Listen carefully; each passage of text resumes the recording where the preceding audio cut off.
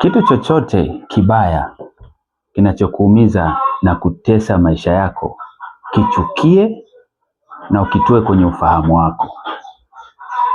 Chuki inashusha thamani, inakuepusha na kukulazimisha kutengana na kitu kwa sababu hukipendi. Upendo huwa unakusanya na kuviunganisha vitu pamoja. Kitu kibaya kinachoumiza maisha yako unapaswa kukichukia, kukiacha ili uwe huru na salama. Kuendelea kukishikilia na kuking'ang'ania kile kitu kinachokuumiza ni ishara kuwa umekipa nafasi ya upendo na umekithamini. Hakitakuacha, kitakutesa na kukuumiza siku zote. Sasa katika video hii tutaenda kujifunza somo linalosema namna ya kushinda tabia au kitu chochote kinachokutawala, kukuumiza na kutesa maisha yako.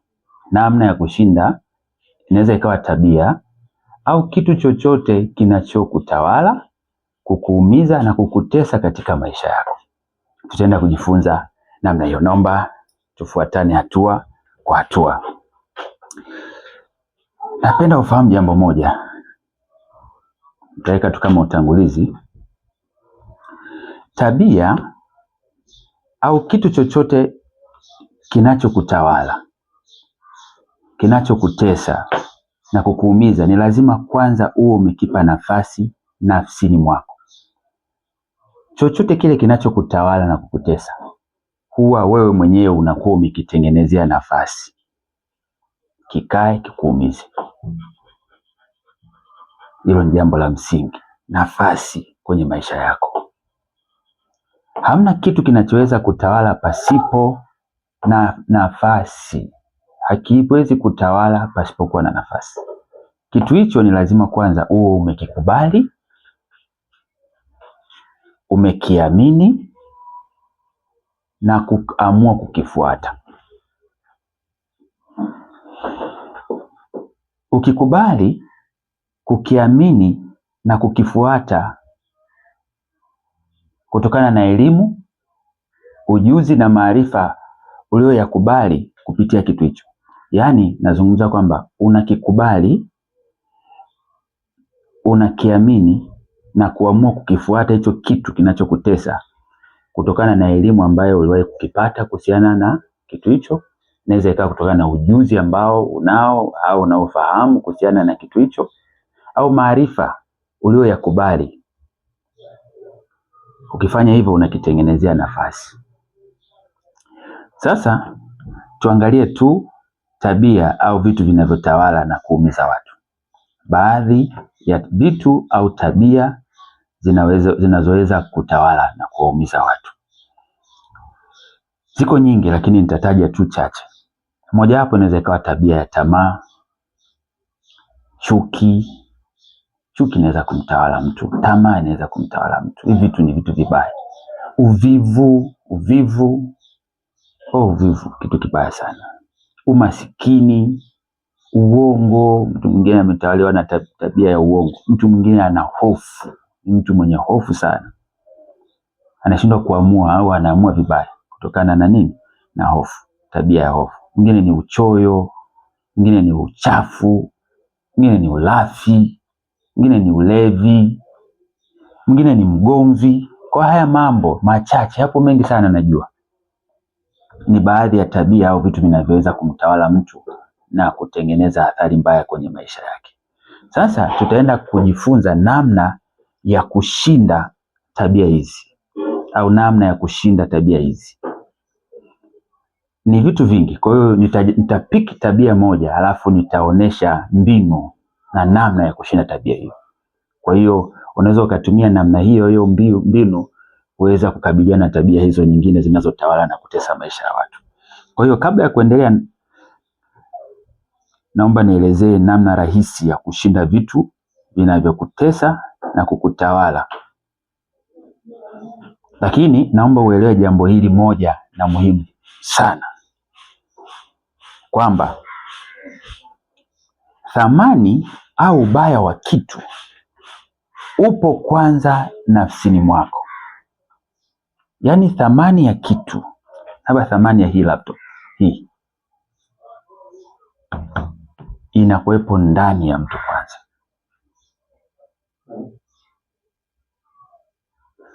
Thamani au ubaya wa kitu upo kwanza nafsini mwako. Na ninapozungumzia nafsi, nazungumzia uko kwenye mawazo, yani mambo ya ufahamu, upo kwenye hisia zako, na upo kwenye maamuzi yako. Kwa hiyo ubaya wa kitu au thamani ya kitu, uzuri wake unakuwepo kwenye nafsi ya mtu. Yaani sasa yale maarifa, ujuzi na uzoefu ulionao ndani yako ndio unayoyatumia kuamua kuhusiana na kitu au jambo lililo mbele yako. Yale maarifa ambayo uliyahifadhi kwenye ufahamu wako,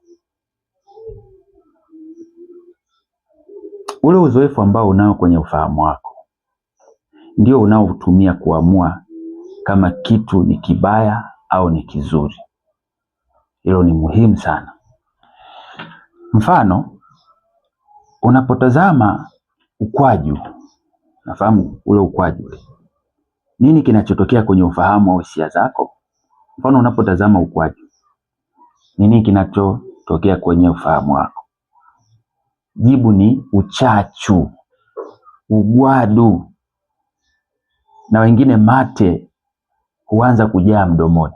Kwa hiyo mwingine ukimwekea ukwaju hapa, unaanza kuona mate yanajaa mdomoni, kwani ile experience alionayo ndani yake kuhusiana na ukwaju kwamba ni mchachu, sijui unaumiza meno. Kwa hiyo haraka information zinaanza kutoka ndani yako kukuambia kwamba huu ukwaju ni mchachu. Unaona? Kwa hiyo ni information ambayo mtu anakuwa nayo ndani yake kwanza. Au mfano wa pili, unapopita mahali alafu ukaona kinyesi, nini kinachokutokea? Unapita mahali alafu ukaona kinyesi, ina mainzi yale, nini kinachotokea? Unaweza ukajikuta unaanza kutema mate, mwingine anafunga pua, anauambia mwili wake utoke eneo hilo. Kwa hiyo unaona mtu anachanganya miguu aondoke, mwingine anakata pumzi kabisa,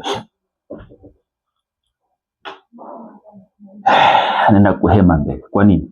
Kwa sababu kwenye ufahamu wake, kwenye ubongo wake, anajua mavi yananuka, anajua kile kitu ni kibaya, hapendi. Unaona? Kwa hiyo binadamu huamua jambo au kuwa na tabia fulani anapokutana na kitu fulani kutokana na uzoefu na maarifa ya kitu fulani alionao ndani yake. Kama hujui chochote kuhusiana na kitu hicho, kinakuwa kitu cha kawaida tu. Yaani kama huna uzoefu au haujui kuhusiana na hicho kitu huwa kinakuwa cha kawaida tu. Unaona sasa? Mfano, mtoto mdogo anaweza hata kushika moto, hajui bado moto kama unaunguza. Lakini mwingine anaweza akachukua kinyesi chake akaweka mdomoni, kwa sababu bado hana uzoefu wa vitu hivyo kwamba ni vichafu, hana hiyo information. Lakini suni akishika moto anaungua. Kwa hiyo anaanza kujifunza, okay, kumbe hiki kitu kinaumiza. Umeona? Anapokuwa anaambiwa kinyesi ni kibaya, anaanza kuambiwa harufu ya kinyesi ni mbaya. Kwa hiyo anaanza kuprocess kwenye ufahamu wake. Kwa hiyo ubongo, mfano wa mtoto, bado uko fresh sana, hauna zile information. Kwa hiyo ndio maana hasumbuki na vitu vingi. Unaona, anaweza akaja simba alafu akacheka tu. Mimi nakumbuka naambiwa nilipokuwa mdogo, siku moja nilikuwa ninacheza mahali nyuma ya nyumba, naambiwa ikaja nyoka hiyo nyeusi, naelezwa sasa, kubwa hapa mpaka kule, refu, likawa linapita hapo mbele yangu. Nikawa namuita dada yangu, namwambia dada, angalia dudu ya Mungu, dudu ya Mungu. Yaani ile joka linapita tu hapo, linaenda zake. Yaani nalifurahia na kushangilia. Lakini yule dada yangu anachanganyikiwa, mdogo wangu asije akagongwa na nyoka. Kwa nini? Sina information ya kwamba nyoka ni kiumbe ambaye akikugonga utakufa. Wale wanaojua ndio wanaohangaika. Kwa sababu ni ubongo wa mtoto huko bado fresh sana. Kwa hiyo anavyozidi kukabiliana na mazingira, huyo mtoto ndio anaanza kupangilia thamani au ubaya wa vitu au hatari ya vitu anavyokumbana navyo katika maisha yake. Kwa hiyo nataka niweke msingi wa jambo la kwanza, namna ya kushinda. Niamua kuweka msingi kwamba thamani au ubaya wa kitu upo kwanza nafsini mwako. Yale maarifa, ujuzi na uzoefu ulionao ndani yako ndio unayoyatumia kuamua kuhusiana na kitu au jambo lilo mbele yako. Kitu cha pili ni hiki. Maana au ubaya au thamani ya kitu mtu anaweza kuipata kupitia kukubali au kupokea makubaliano ya thamani au ubaya uliokubaliwa na jamii inayomzunguka. Ile ya kwanza nisema ipo ndani yake. Yaani yeye mwenyewe kajifunza hiki kitu ni kibaya kutokana na experience. Labda kashika moto kaungua. Labda alifanya biashara kapata hasara. Labda sijui alizini na mke wa mtu akapata kibano etc. Sasa hii nyingine, au labda sijui alifanya nini, uzoefu ambao anaupata yeye mwenyewe. Lakini hii ya pili, ubaya au thamani ya kitu mtu anaweza kuipata kupitia kukubali au kupokea makubaliano ya thamani au ubaya uliokubaliwa na jamii inayomzunguka. Yaani kwa lugha rahisi ni kwamba ubaya au thamani wa kitu tunaupokea kutoka kwenye jamii. Kile ambacho jamii inasema ni kizuri na sisi tunakipokea kwamba ni kizuri. Kile ambacho jamii inasema ni kibaya na sisi tunakiona ni kibaya. Kwa hiyo tunapokubali ile mitazamo ya jamii, tuna register ile maana, yani ile thamani ya ubaya kwenye ubongo wetu, na inatufanya tuamue kama jamii inavyotazama na kusema kuhusiana na kitu hicho. Jamii iliyotulea na inayotuzunguka kuna mambo ambayo imetuambia, kutufundisha na kutuaminisha kuwa ni mabaya au mazuri. Mfano, jamii kutuaminisha kuwa mwanamke mwenye umbo fulani au kimo fulani au rangi fulani ndiye mzuri. Kwa hiyo jamii inaweza ikasema okay, labda mwanamke mwenye yuko hivi, sitaki kutaja, au yuko hivi, huyo ndio mzuri. Kwa hiyo inakuwa ni kama makubaliano ya jamii. Kwa hiyo athari yake ni kuwa wanaume wengi watakuwa wakitafuta kuwa na mwanamke wa aina hiyo ili jamii wapongeze kuwa nao.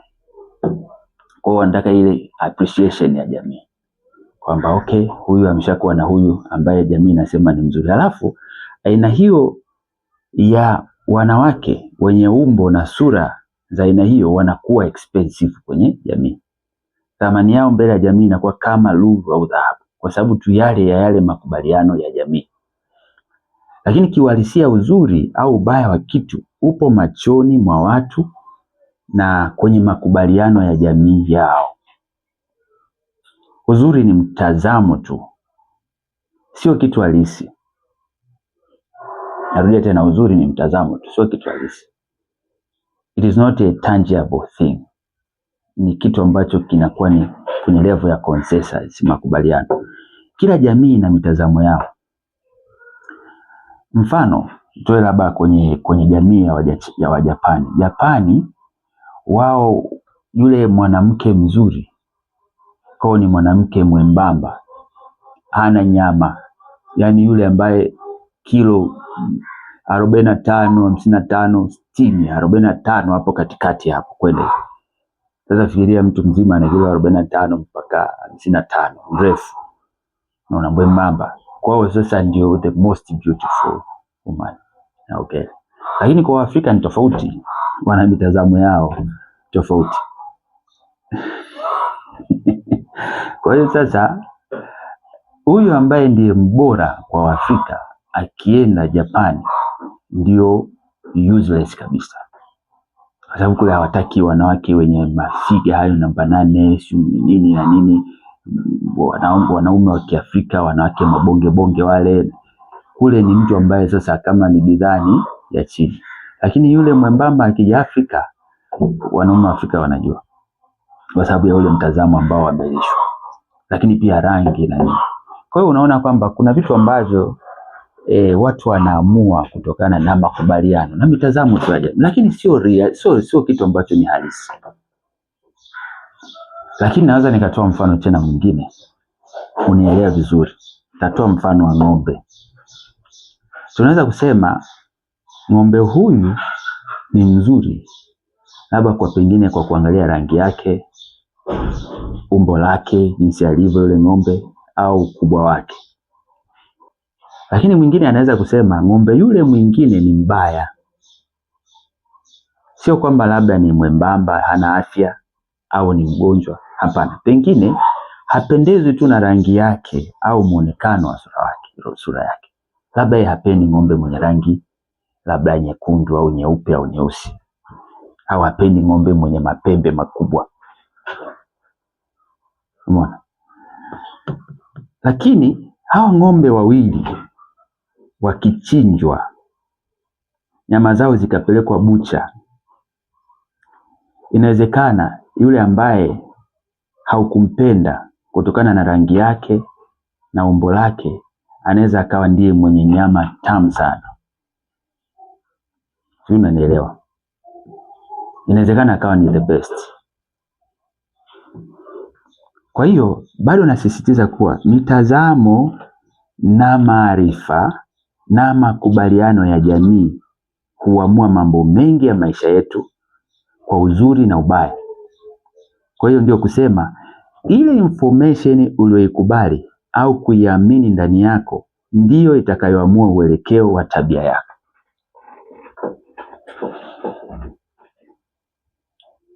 Fikiri unanielewa vizuri. Yaani ile information uliyoikubali, ukaipokea ndani yako ndiyo itakayoamua uelekeo na tabia yako. Yaani bado wewe ndio unakuwa muamuzi. Kwa hiyo ndio kusema kwa ufafanuzi huo, naomba sasa tuende tukajifunze namna ya kushinda kitu kinachokutawala, kukutesa na kukuumiza. Hapa nilikuwa naweka tu introduction, najaribu kufafanua nini tunachojifunza. Sasa tukaangalia kwa ufafanuzi wa kina namna ya kushinda kitu kinachokutawala, kukutesa na kukuumiza. Ili kurahisisha uelewa somo, nitataja tabia au vitu vichache vibaya vinavyowatesa na kuwaumiza watu wengi na namna ya kuvishinda. Labda tuanze na tabia moja wapo. Tuchukue katika zile nilizotaja, labda tuchukue tabia moja tu ya tamaa za mwili au huni. Mfano tamaa za mwili. Hili ni jambo ambalo linawatesa watu wengi sana. Kuna watu wengi wanaoteswa na tamaa za mwili. Tamaa hizo zimewafanya kuwa wahuni. Wamekuwa watu wa kubadilisha wanawake au wanaume. Tamaa za mwili. Akiwa na huyu, baada ya muda unasikia kahamia kwa yule. Ni mtu wa kurukaruka kutokana na kushindwa kudhibiti tamaa zake. Tabia ya namna hii inamvunjia kabisa heshima yake.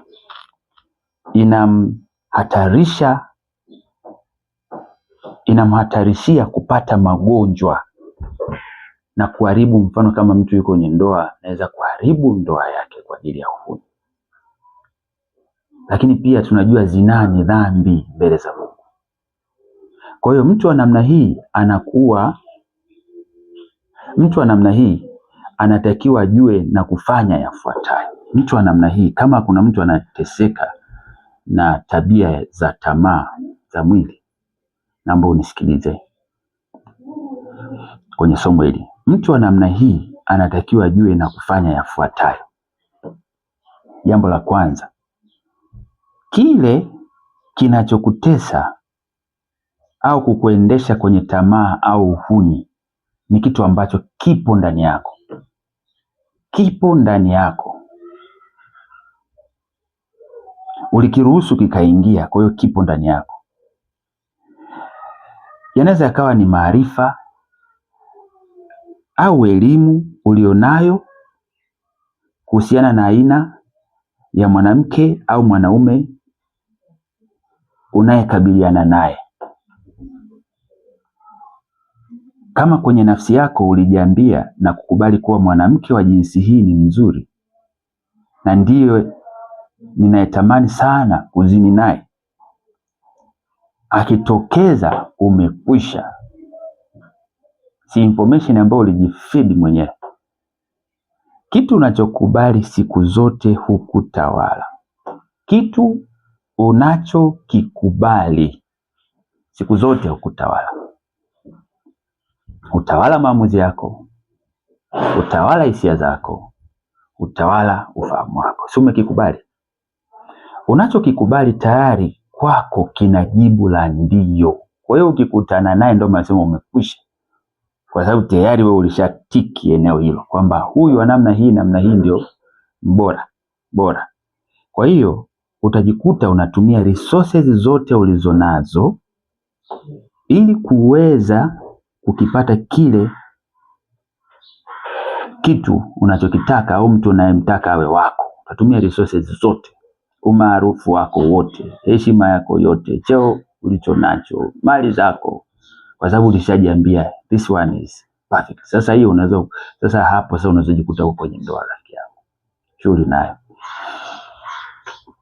Kwa sababu nimesema unachokikubali tayari kwako kina jibu la ndio. Wengine hufikia mahali hushindwa kabisa kujizuia. Yaani kama ni mtu anamwele anapopita, wanashindwa hata kujizuia kutazama. Kabisa ni kiongozi au ni pastor au mtu fulani wa maana, unaona anapita mwanamke fulani, unaona anaenda naye mpaka kule, anarudi naye, yaani mpaka watu wanaangalia la vipi. Na unajua ilivyo iko hivi, watu si wamekubaliana kwamba labda mwanamke wa namna hii ni mzuri. Kwa hiyo hata wanawake wanajua kwamba okay, yes, that person. Kwa anapopita huwa wanajaribu kuangalia wale wanaume waliopo eneo lile wanamtazamaje. Kwa hiyo sasa nao ndo unajikuta sasa umekondoa mimacho rafiki. Unatazama watu wote wanajua kumbe hata fulani naye. Kila mtu ana demon ambaye anasumbua maisha yake, anateseka naye. Kwa hiyo haya mambo yanavunja watu sana heshima zao. Watu wanaanza kudegrade, wanakushusha thamani. Hapo sasa unaweza ukakuta mtu mzima kama nilivyosema, baba wa heshima, anaweza kawa ni mtu wa mtu, mume wa mtu, msomi au mwenye vyeo vyake, anashuka chini na kukanyaga vyote alivyonavyo ili ampate mdada fulani anayemtamani. Ni sacrifice kubwa sana ya kumdhalilisha, lakini anashindwa na tamaa zake na kujikuta anaingia kwenye mtego na fedheha na aibu. Mungu atusaidie sana. Sasa mtu kama huyu anajitoaje sasa kwenye huu utumwa wa tamaa na uhuni na hizo roho zinazomtesa? Hapa taangalia kama mambo manne hivi ambayo yanaweza kumsaidia mtu kutoka kwenye utumwa huu wa uhuni au tamaa. Jambo la kwanza ambalo anatakiwa kufanya ni hili. Anatakiwa atambue ubaya wa tabia alionayo. Unajua, bila kujua ubaya wa kitu ulichonacho huwezi kupambana nacho wala huwezi kukishinda. Kwa hiyo kitu cha kwanza, tambua ubaya wa hiyo tabia. Tambua ubaya wa uhuni. Athari zake ni zipi? Unatakiwa ukae kitako na kutathmini hasara ya tabia ya uhuni. Haina faida. Tathmini hasara. Hivi uhuni ulionao una hasara gani? Unatakiwa ujiulize, ni mambo mangapi unayopoteza kwa kuwa na tabia hiyo? Ni mambo mangapi unayopoteza kwa kuwa na tabia ya uhuni? unaweza ukapoteza heshima yako, unaweza ukapoteza ndoa, unaweza ukapoteza kazi, cheo chako hicho kizuri ulicho nacho, unaweza kupoteza kwa jambo la muda mchache tu. Unaweza kudhalilisha familia yako, watoto wako, mke wako. Wanasema mchuma mabaya hula na wakwao. Kwa kile unachokifanya kibaya kinaenda kinaathiri mpaka watoto wako. Watoto wako wataonyeshwa vidole. Unaona yule mtoto wa fulani, fulani ndo nani? Yule ambaye juzi alisemwa kwenye gazeti au kwenye kituo cha television alifanya 1 2 3. Unaona? Kwa hiyo unaweza kujikuta unadhalilisha familia yako, lakini pia unaweza ukadhalilisha jamaa na rafiki zako, jamaa zako wote wanaonekana na wao ni watu wabaya kwa ajili yako. Unaweza kusababisha hata watoto wako wasitoke ndani, yaani hata wakiwa shuleni wasome vizuri kwa ajili ya tabia hii. Umefumaniwa baba mzima kiongozi, au umeonekana mahali unafanya vitu vya ajabu yangu. Lakini pia unaweza ukadhalilisha taasisi unayofanyia kazi. Unaona, kama wewe ni mwalimu shule, kama wewe ni mtu wa benki, unaona wewe unafanya kazi ofisi gani, unaidhalilisha ile ofisi kwa tabia ya uhuni. Lakini pia inaweza ikadhalilisha hata ile imani unayosali, dhehebu unalosali, wakaonekana hawa wote bwana ni hii ndio ile dhehebu la fulani, wote wanachafuka kwa ajili ya jambo hili. Kwa hiyo nasema ili uweze kutoka kwenye tabia namna hii, kitu cha kwanza unachotakiwa kufanya, utambue ubaya wa tabia ulionayo. Ukishafanya assessment ukaona lina athari 1 2 3, hata mambo ya kiuchumi, ukishaanza kujiuliza kwenye vitu kama hivyo, uchumi unaathiriwa sana na mambo haya ya kiuchumi. Lakini jambo la pili, ukitaka kutoka kwenye tabia hii ya uhuni, unatakiwa ufanye nini? Unatakiwa ubadilishe tabia na matendo yako. Badilisha tabia na matendo yako. Hapa unatakiwa ubadilishe mtazamo. Unajua kubadilisha tabia ni kubadilisha mtazamo, kubadilisha namna unavyotazama mambo. Unaona? Kile ambacho kinamvutia, yani kile ambacho kinachokuvutia kwa mwanamke wa aina fulani, kibadilishe.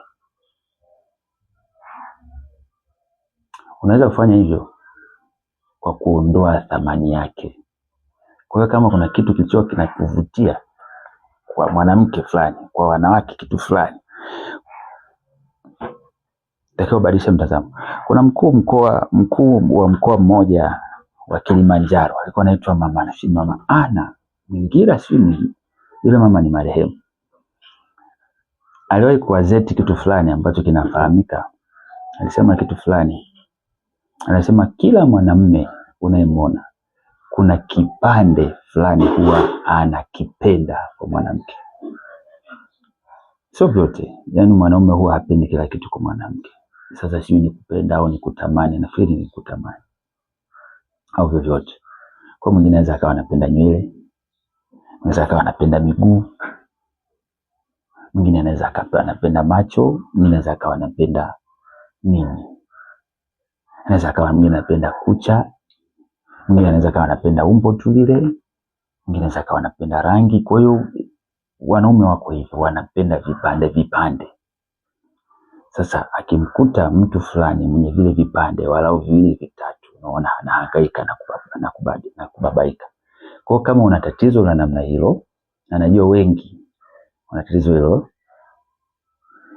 mfano kama mtu anatamani au anavutiwa sana mfano na maziwa ya mwanamke, hayo ndio yanamfanya ashindwe kujizuia na kuanza kuteswa na tamaa, anatakiwa abadilishe mtazamo na kusema kuwa maziwa yale ni hoteli ya mtoto.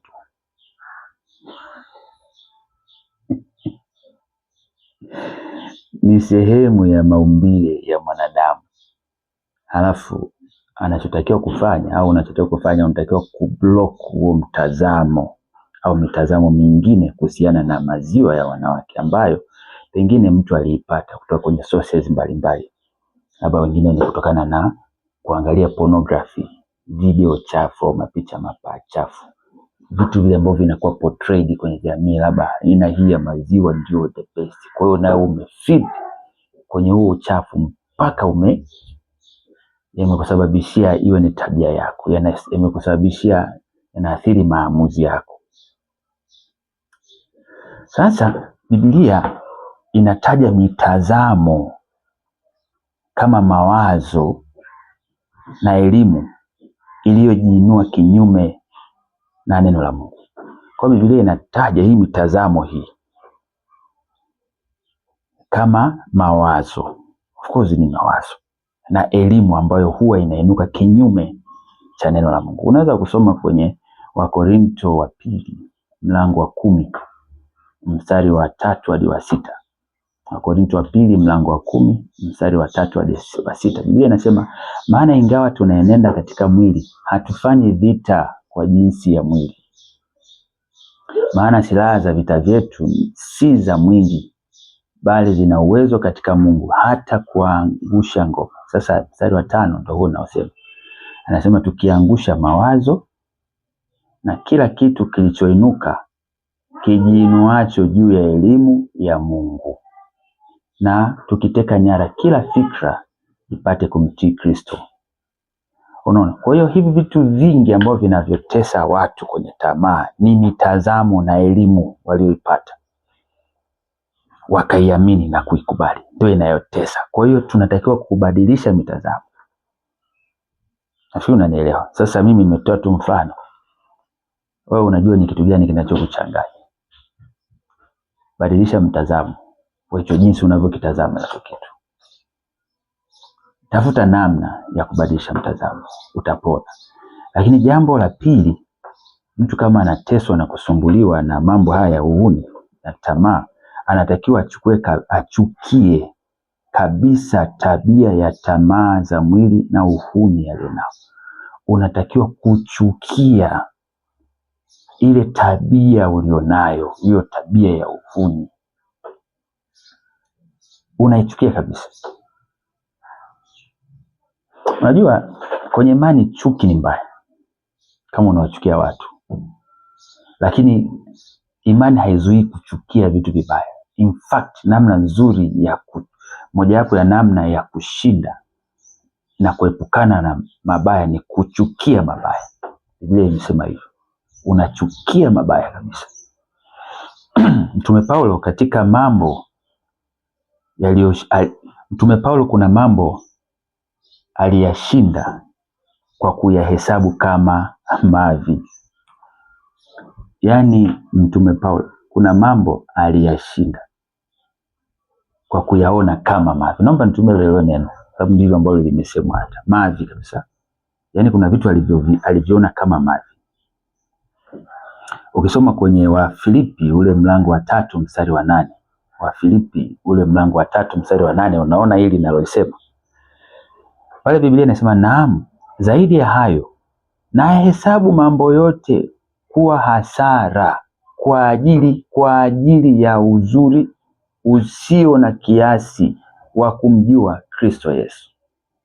Anahesabu mambo mengine yote kama hasara, including uhuni na tamaa. Anasema nahesabu mambo yote kuwa hasara kwa ajili ya uzuri usio na kiasi wa kumjua Kristo Yesu Bwana wangu, ambaye kwa ajili yake nimepata hasara ya mambo yote, nikiyahesabu kuwa kama mavi, ili nimpate Kristo. Unaona hiyo sacrifice? Yaani mambo yote haya ya dunia na tamaa zake, yale yote ambayo jamii inasema mwanamke mzuri ni hivi, sijui kipata hela nenda kakae mahali kapige vitu na stori nzuri zinazopambwa hapo. Kumbe mwisho wa siku ule ni ulevi tu, sio kupiga vitu, ni ulevi tu, na mara nyingine unaathiri na kuharibu maisha ya watu. Ulevi umewafanya watu ambao walikuwa wanaenda vizuri kwa maisha yao kuharibikiwa kabisa. Umesababisha migogoro ya ndoa, imesababisha hasara. umesababisha vitu vingi sana vibaya. Hivi vyote Paulo anasema nilivihesabu mimi kama mavi, akilinganisha na thamani ya kumjua Bwana Yesu Kristo na hayo maisha yaliyo mbele baada ya maisha haya. Kwa hiyo nasisitiza, anasema hivi, ukitaka pia kushinda tabia ya uhuni au tamaa za mwili, ichukie tabia hiyo kama vile unavyochukia maji. Sidhani kama kuna mtu anapenda maji. Yaani uhuni unapaswa upewe thamani ya chini kabisa kama maji. Nitaja hivyo neno libaya baya ili udhike, uachane nao. Kitu ambacho unajua, maji ni kitu ambacho kinanuka. Ukikila kwa bahati mbaya sehemu yoyote kwenye chakula unapata kipindupindu, anza kuharisha. Unajua kipindupindu ni kula maji. Mavi ni kitu ambacho kikikugusa unakimbia, na ukiwa umekibeba unakimbiwa na kukwepwa na watu. Mfano labda mtu kwenye daladala alafu akalinyea, unaonaje? Watu wanaweza wakashuka wakaacha na nauli zao wakapanda kwenye gari nyingine. Kwa hiyo ndio hivyo ambavyo unatakiwa uchukie vile vitu vinavyokusumbua katika level hiyo, uvione kama mavi ili visiguse maisha yako. Kwa ndio maana nasisitiza tena, uthamani wa kitu tulichokipa mioyoni mwetu ndio unaotutesa. Leo hii ukiamua kukiachia kabisa na kukiachilia, unapona na kuwa mzima na uhuru tena. Ondoa thamani ya hicho kitu unachokiona ni kizuri chenye kukutesa. Sawa? Kwa hiyo swali naomba kila mmoja ajiulize, ni nini kinachokusumbua na kukutesa? Ni tabia gani inayokusumbua na kukutesa? Je, ni ulevi? Je, ni hofu? Je, ni tamaa za mwili? Ni uhuni? Ni nini? Kitu chochote kibaya kinachokuumiza na kukutesa na kutesa maisha yako, kichukie na ukitoe kwenye ufahamu wako. Chuki inashusha thamani, inakuepusha na kukulazimisha kutengana na kitu kwa sababu hukipendi. Sasa kinyume chake, upendo huwa unakusanya na kuviunganisha vitu pamoja. That is the power of love.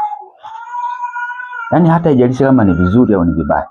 Kwa hiyo kitu kibaya kinachokuumiza maisha yako unapaswa kukichukia na kukiacha ili uwe huru na salama. Kichukia, unakisogeza mbali nawe.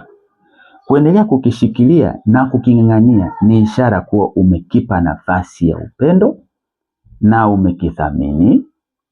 Hakitakuacha, kitakutesa na kukuumiza siku zote.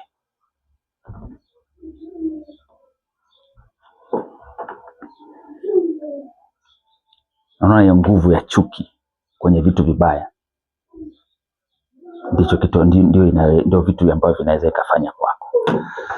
Sasa hata kama ni mahusiano yanayokutesa, inaweza ikawa ni kwenye uchumba au mtu ambaye pengine unataka kuoana naye na haeleweki, mtoe mtu huyo kwenye maisha yako. Toa thamani yake ili upate nafasi ya kuweka kitu kingine bora, kizuri na kisichokuumiza. Kumbuka, nilisema mwanzoni kuwa kitu kinatawala mahali penye nafasi. Kama hakuna nafasi, hakina mahali pa kukaa au kutawala. Kitu kinatawala mahali penye nafasi. Si umempa nafasi huyo jamaa, ndio maana anakutesa. Si umempa nafasi huyo dada, ndio maana anakutesa. Kila saa unamfikiria. Kila saa umesema nataka nimwache, amekuudhi, unamchukia kabisa, hutaki mambo yake, lakini ulikaa. Good morning. Mchana, how are you doing? usiku good night. Huwezi kuachana na mtu atakutesa, atakuumiza. Lakini kuna mambo mengine mengi ambayo kimsingi unatakiwa uyachukie, kama uvivu. Uvivu ni kitu kibaya sana. Uvivu unaathiri hata masomo yako, unaathiri maisha yako. Chukia uvivu, achana nao ili uwe huru. Lakini jambo la tatu, ili uweze kutoka kwenye tabia ya namna hiyo, badilisha lifestyle yako. Badilisha lifestyle. Badilisha mtindo wa maisha yako. Hapa unapaswa kubadilisha aina ya marafiki wanaochochea ushawishi na tabia ya uhuni ulionao. Badilisha kampani yako. Kaa na watu wenye mtazamo mpya unaotaka. Kwa tunaposema ubadilisha lifestyle, badilisha mtindo wa maisha, kuna watu unapaswa uachane nao. Wale watu ambao wanachochea tabia ya ulevi, ya uhuni, ya uongo, ya hofu, watu ambao vitu vyao vinakuumiza, achana nao. Hao ni watu ambao unatakiwa uachane nao. Kwa uzuri tu, sio ukosana nao, achana nao. Inapobidi au kuwezekana, badilisha mazingira ya tamaa yanayokuzunguka. Kama ulikuwa unapenda kukaa baa, hotelini au maeneo yenye wanawake wanaoweza kukushawishi, jiepushe na maeneo hayo. Kama pombe ndiyo kishawishi au kichochezi cha uhuni ulionao, dhamiria na uweke mikakati ya kuachana nayo. Acha pombe.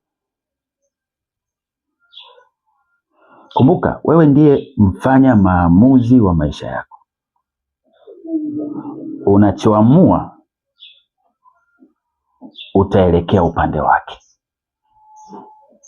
Unachoamua utaelekea upande wake. Jambo la 4 na la mwisho, kuhusiana na wale watu ambao wanateswa na tabia au kitu chochote kinachowatawala na kuwaumiza na kuwatesa, namna ya kutoka kwenye mateso haya ni hiki. Fanya jambo lifuatalo. Kama umefanya hizi njia zote, in fact wakati ufanya njia zote, unatakiwa pia uwe na muda wa kumwomba Mungu. Kwa hiyo jambo la 4 ni nini? Unaweza ukashinda tabia hii kwa njia ya sala, maombi na kumrudia Mungu kikamilifu. Unaweza ukashinda tabia za uhuni, za uchoyo, za ubinafsi, za usengenyaji, za utapeli kwa njia ya sala au maombi na kumrudia Mungu kikamilifu. Mambo yote niliyoyataja hapo juu yanapaswa yaambatane na kutafuta msaada wa Mungu. Hauyafanyi nje ya msaada wa Mungu. Hayo yote niliyotaja hapo juu, wakati ukiwa unaendelea kupambana, unalichukia jambo, unabadilisha aina ya marafiki, unabadilisha lifestyle, unabadilisha mtazamo, unatakiwa unayafanya hayo pia kwa njia ya maombi. Yaani maombi sio kitu unachokiweka cha mwisho, ni kitu ambacho kinachoenda na njia zote nilizozitaja hapo juu. Kwa hiyo hatua zote za kubadilisha tabia ni hatua za kutenda huku na muomba Mungu akusaidie.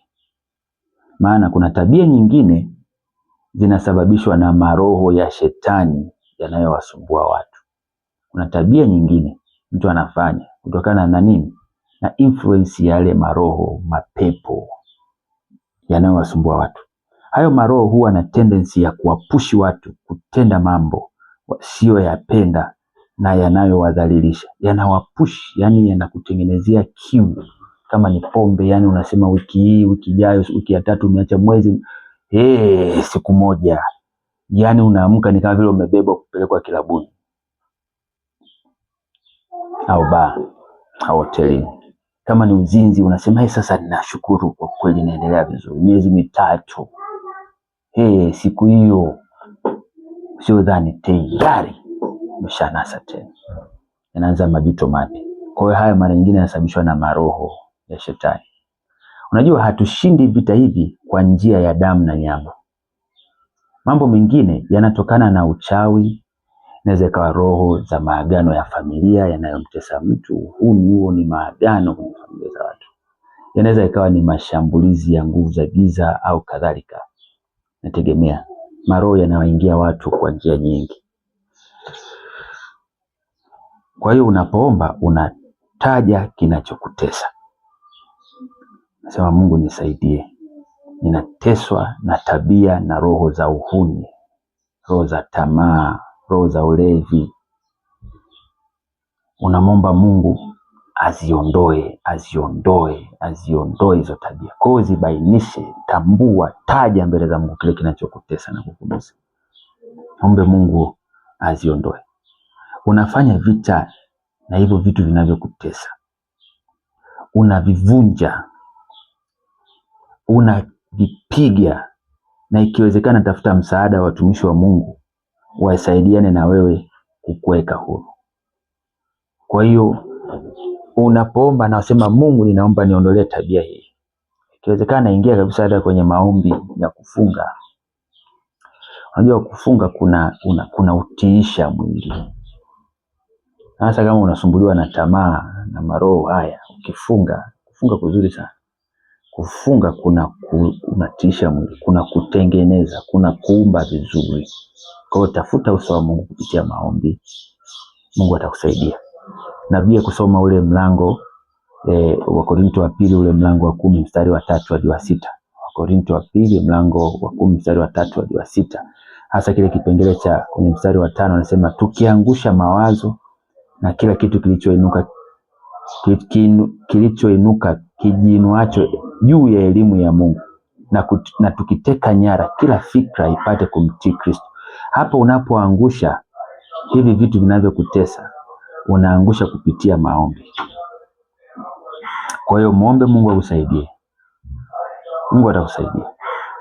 Mwisho, ukishaweza kutoka kwenye utumwa wa uhuni na tabia nyingine zinazokusumbua, anza kuishi maisha safi ili utunze muujiza wako, kwa sababu ule unakuwa ni muujiza, unakuwa umekombolewa, umewekwa huru. Muujiza ule unatunzwa kwa kuishi maisha safi, kwa kubadilisha tabia. Kwa hiyo kinachotakiwa ni nini? Substitute, badilisha tabia zilizokuwa zikikutesa kwa tabia nyingine za kufaa na kujenga maisha yako kwa ubora. Kwa badilisha, usiache kitu alafu ukawa empty. Kwa sababu ukisoma kwenye kitabu cha Mathayo, usibadilishe tabia, ukaacha kitu alafu ufanye kitu kingine. No, kwa sababu kumbuka unapoondoa tabia unakuwa na space. Ile eneo ambalo ulikuwa wewe, ile eneo la ulevi, lazima kiingie kitu pale. Vinginevyo ule ulevi utarudi. Kama umedhamiria na umeweza kuacha tabia huni, lazima kuwa kuna replacement ya kile kitu ulichokuwa kufanya. Kwa sababu Biblia inasema kwenye kitabu cha Mathayo ule mlango wa 12 mstari wa 43 hadi 45.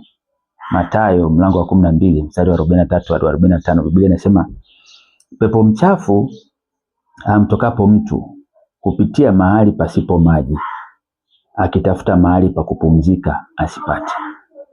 Halafu husema, sikiliza hicho. Halafu husema, nitarudi nyumbani kwangu nilikotoka. Hata akija aiona tupu. Ndio nasema usiache nafasi wazi. Hata akirudi aiona tupu, imefagiwa, hamna kitu chochote kinachoendelea. Ndio huo safi. Iko tupu, imefagiwa. Na kupambwa. Halo. Mara huenda akachukua pamoja naye pepo wengine 7 walio waovu kuliko yeye mwenyewe, na huingia na kukaa humo, na mtu yule hali yake ya mwisho huwa mbaya kuliko ya kwanza. Unaona sasa? Kwa ndio maana nasema kumbuka, shetani huondoka kwa muda. Akitoka huondoka kwa muda. Kama ile roho, kama zile tabia zilikuwa zinasababishwa na shetani. In fact, tabia zote mbaya zinasababishwa na shetani. Kwa hiyo kumbuka, shetani huondoka kwa muda. Mara nyingi huwa na tabia ya kurudi tena kuja kuhakikisha kama bado umesimama au la. Akikuta umerudi nyuma tena kwenye tabia zako za zamani, hutafuta mapepo wenzake walio wabaya zaidi yake na kukuingia tena. Biblia inasema hali yake mtu huyo hali ya mwisho ya mtu huyo huwa mbaya zaidi ya mwanzo. Sasa wewe si ulikuwa tu ni muhuni. Sasa wakirudi wengine 7 wabaya, wanakuja pepo wa ulevi, wanakuja pepo wa wizi, wanakuja pepo sijui la rushwa. Yaani utazungukwa na vitu vingi, kwa sababu tu uliposhinda vita vya kwanza hukulinda lango, hukuweka kitu kingine kwenye tabia ile ambayo ulishinda mwanzo. Kama ulikuwa na tabia uchoyo, unatakiwa ureplace kwa wema. Unajua kila tabia mbaya ina nzuri yake. Unajua kila tabia mbaya ni kinyume cha tabia fulani njema. Kama wewe ni muhuni, sasa anza kuwa na kitu kinachoitwa fidelity. Kuwa na uaminifu. Kaa na mke wako utulie. Kama ni kijana hujaoa, tulia. Kuwa mwaminifu. Unaona? Unapokuwa huru, usikubali kwa namna yoyote kuentertain tena tabia za zamani zilizokuwa zikikutesa. Kumbuka, hatujakamilika wala kushinda mpaka tutakapoingia mbinguni. Kwa hiyo usianze sasa tena. Kwa hiyo umeachana na wale kina dada kina mama. Sasa umekaa miezi 6 mwaka, kama vile unaanza kuhamisi. Kwa hiyo unaanza tena message, unaanza tena kuwapigia simu, unaanza tena kwenda kuwatembelea. Wewe utakipata ambacho itakuwa kizito kuliko cha mwanzo. Kwa hiyo nasema unapokuwa huru, usikubali kwa namna yoyote kuentertain tena tabia za zamani zilizokuwa zikikutesa. Kumbuka, hatujakamilika wala kushinda mpaka tutakapoingia mbinguni. Maisha ni vita vya ukombozi. Kila siku unakomboa. Wakati wa upande wa pili vilivyokufa vinajitahidi tena kufuka. Maisha ni vita vya ukombozi. Sikiliza hili. Kila siku unakomboa. Unarekebisha tabia. Tabia fulani ulikuwa umeishinda. Upande wa pili vilivyokufa vile vinajitahidi tena kufufuka. Unaanza kushangaa kinaanza kuchipuka tena. Unajua. Kwa hiyo kaa macho na uishi maisha safi yaliyojaa tahadhari kubwa.